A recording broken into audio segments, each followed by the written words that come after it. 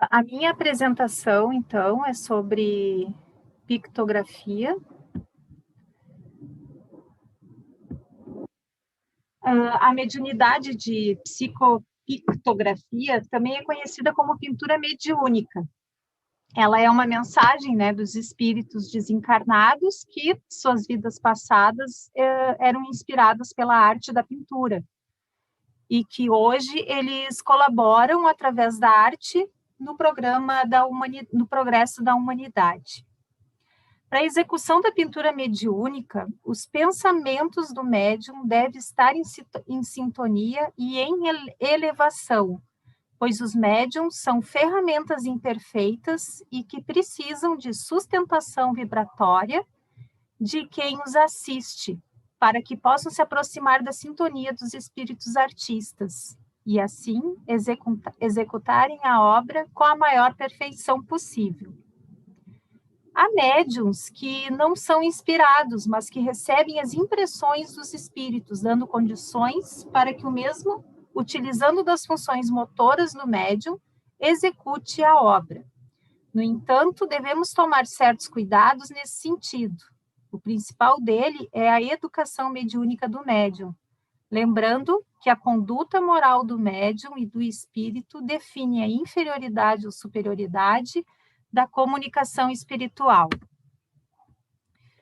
Nessa modalidade de mediunidade, esses grandes pintores em espírito utilizam-se de um médium para produzir as suas obras. As pinturas mediúnicas, por meio da mediunidade de psicopictografia, têm características extraordinárias. São realizadas com rapidez estrondosa, coisa de 3 a 10 minutos, e no máximo sem nenhum instrumento. Eles usam geralmente as mãos, né? E alguns médiums utilizam-se dos pés. Aqui eu botei um vídeo do YouTube, eu vou passar um pouquinho só para a gente ter uma ideia de como acontece. Aqui o médium, né, está se concentrando, fazendo as orações. E aqui, então, ele já começa a praticamente fazer a sua pintura.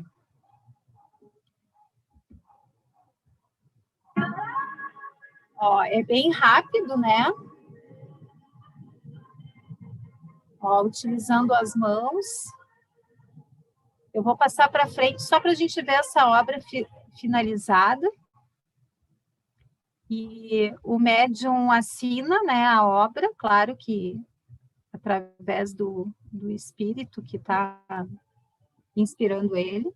Ó, a obra pronta.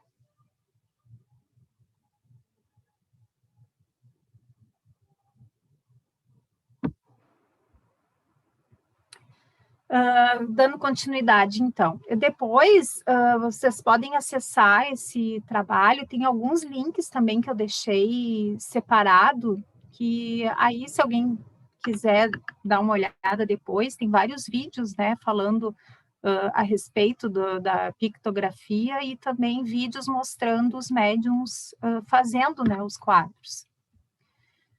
Continuando. Um autor, um pintor, um músico, por exemplo, poderiam, nos momentos de inspiração, ser considerados médiums? Sim, porquanto nesses momentos a alma se lhes torna mais livre e, como que desprendida da matéria, recobra uma parte das faculdades de espírito e recebe mais facilmente as comunicações dos outros espíritos que a inspiram. Item 183, letra C, capítulo 15 dos médiuns escreventes ou psicógrafos, do Livro dos Espíritos. Então, essa pergunta foi extraída do Livro dos Médiuns. O Livro dos Médiuns, capítulo 16, dos médiuns especiais. A natureza das comunicações guarda sempre relação com a natureza do espírito e traz o cunho da sua elevação ou da sua inferioridade, de seu saber ou da sua ignorância. Allan Kardec fala no capítulo 16 dos médiuns especiais. Médiuns pintores ou desenhistas Os que pintam ou desenham sob influência dos espíritos. Falamos dos que obtêm trabalhos sérios, visto que não se pode dar esse nome a certos médiuns que espíritos zombeteiros levam a fazer coisas grotescas que desabonariam o mais atrasado estudante. Os espíritos levianos se comprazem em imitar. Na época em que apareceram os notáveis desenhos de Júpiter, esses desenhos de Júpiter foram desenhos inspirados, né, por espíritos elevados, onde mostra uma cidade em Júpiter, né, no planeta Júpiter. E aí, né, como existem outros médios, de repente, que não estão tão preparados, não estudam, não têm pensamentos elevados, acabam atraindo espíritos também de menos elevação. Então, o que aconteceu? Na época em que apareceram esses notáveis desenhos de Júpiter, surgiu grande número de pretensos médiuns desenhistas, que espíritos levianos induziram a fazer as coisas mais ridículas.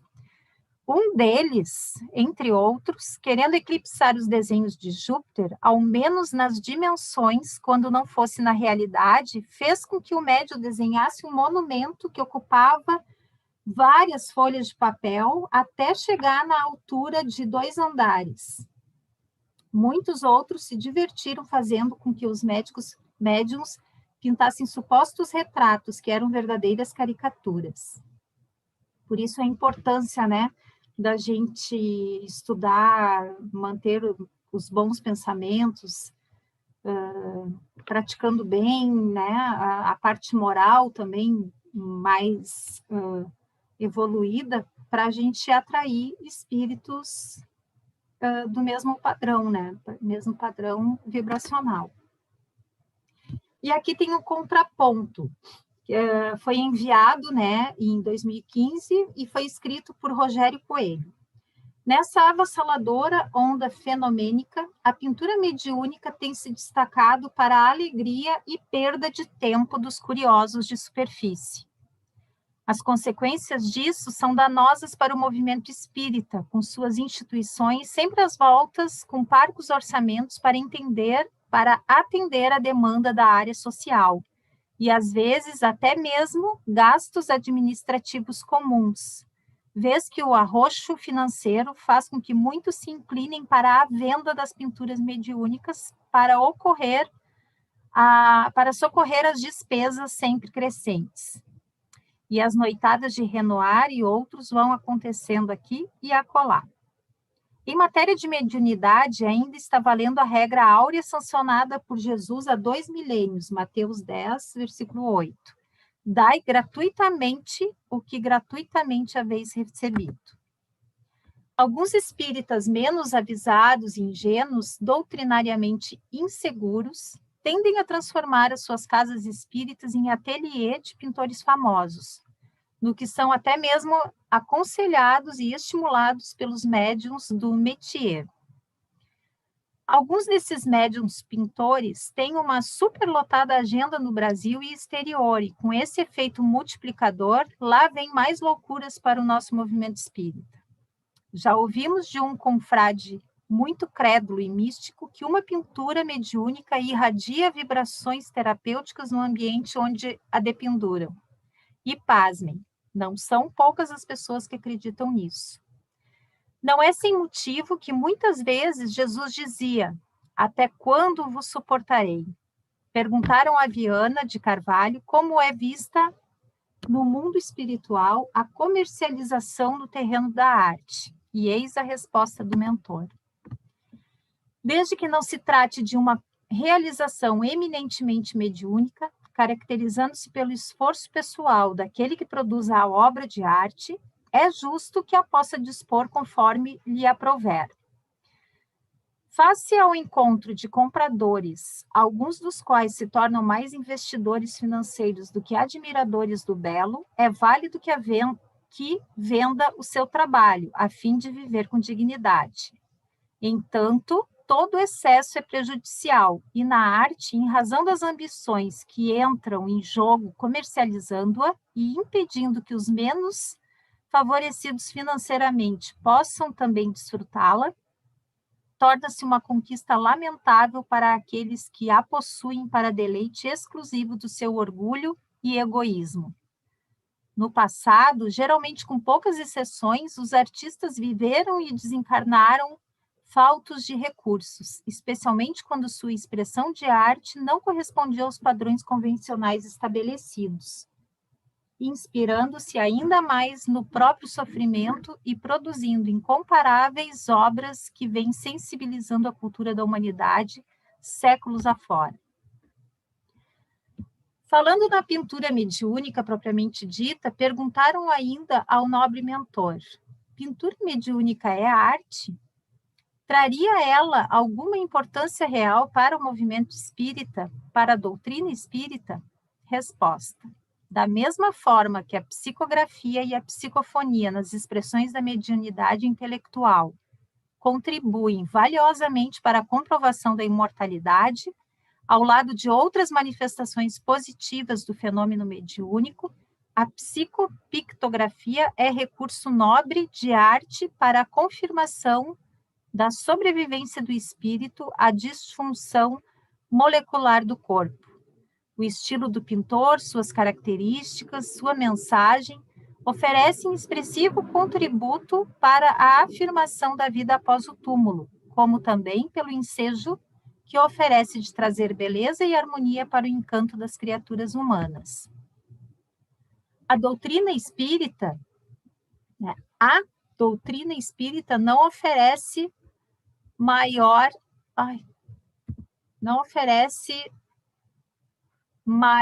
contribuição, tendo-se em vista que a codificação encontra-se estruturada e completa, não sendo a mediunidade psicopictográfica que irá aumentar a sua excelente proposta de sabedoria. O fenômeno necessita da doutrina, a fim de se explicar, porém, a doutrina dispensa o fenômeno, por ser ela um conjunto de lições profundas e ricas de iluminação e beleza, de que o insigne Allan Kardec se fez o incomparável intermediário. Assim, o fenômeno confirma a doutrina, e essa elucida-o. Faz-se mister maior vigilância, a fim de que não tenha o próprio Cristo que voltar aos arraiais espiritistas para outra vez expulsar os vendilhões do templo. Aliás, essa vigilância deve estar sempre ativa e redobrada, porque em doutrina espírita os fins não justificam os meios. Há que se ter sempre em conta que o espiritismo não possui qualquer similar e temos que pagar o preço pela coerência doutrinária, jamais permitindo a infiltração dos modismos e loucuras do mundo em nossas casas espíritas. Aqui estão alguns links, né, que quem quiser acessar para olhar os quadros, pode fazê-lo depois.